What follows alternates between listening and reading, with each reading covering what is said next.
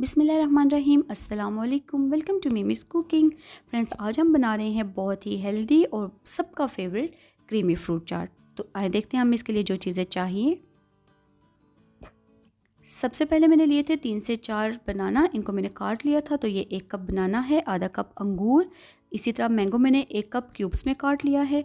Apple मैंने लिए हैं 1 कप क्यूब्स में काटे हैं, छिलका मैंने नहीं हटाया। अगर आप चाहें तो छिलका हटा लें और 1 कप क्यूब्स में काट लें। इसी तरह से अमरूद के बीज निकाल के 1 कप हमने ये काट लिए हैं। 2 टेबलस्पून इसमें चीनी जाएगी और इसके साथ मैंने यहाँ पे लिया है क्रीम। 200 ग्राम क्रीम है और जो टेट्रा पैक में नॉर्मली आती है वो एक छोटा पैकेट मैंने क्रीम का लिया है। उसके साथ ड्राई फ्रूट्स में मैं सिर्फ पिस्ता और बादाम इस्तेमाल कर रही हूँ।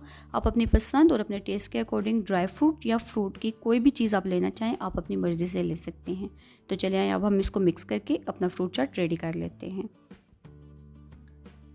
जो क्रीम मैंने ली थी 200 ग्राम क्रीम मैंने टेट्रा पैक की यूज़ की है। घर की बनी हुई क्रीम हम इसलिए यूज़ नहीं करते कि वो बहुत ज़्यादा ऑयली होती है और फ्रूट के अंदर जब हम मिक्स करते हैं तो वो बहुत अजीब और ऑयली सा टेस्ट देती है, तो वो अच्छा नहीं लगता।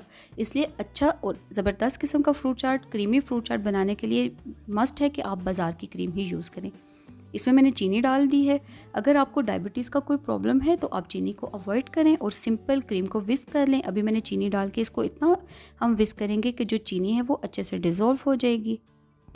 चीनी डिज़ोल्व होगी क्रीम के अंदर। अब हम 1 बाय 1 तमाम फ्रूट्स एंड ड्राई फ्रूट्स को इस क्रीम के अंदर डाल लेंगे और उनको मिक्स कर लेंगे। मैंने जो फ्रूट्स हैं वो सारे वही लिए हैं जो मीठे हैं। मैंने पीच और पाइनएप्पल का यूज़ नहीं किया, वो थोड़े से खट्टा टेस्ट देते हैं, लेकिन अगर आप पसंद करते हैं तो आप वो भी डालें। इसके अंदर आप पीच भी डाल सकते हैं, पाइनएप्पल भी डाल सकते हैं और अगर आप चाहें तो मिक्स फ्रूट जो टिन के अंदर आते हैं वो भी डाल सकते हैं। अब मैं इसमें डालूँगी थोड़ा सा बादाम और थोड़ा सा पिस्ता डाल के मिक्स करूँगी। थोड़ा सा मैंने बचा लिया गार्निशिंग के लिए। और मज़ेदार क्रीमी फ्रूट चाट हमारा सर्विंग के लिए बिल्कुल रेडी है। जब हमारी सारी चीज़ें बिल्कुल ठंडी होंगी तो ये ठंडा ठंडा फ्रूट चाट ही रेडी हो गया। अदरवाइज़ हम इसको रेफ्रिजरेट करेंगे और बिल्कुल ठंडा करने के बाद सर्व करेंगे। तो चलें आए अब हम इसको सर्व करते हैं।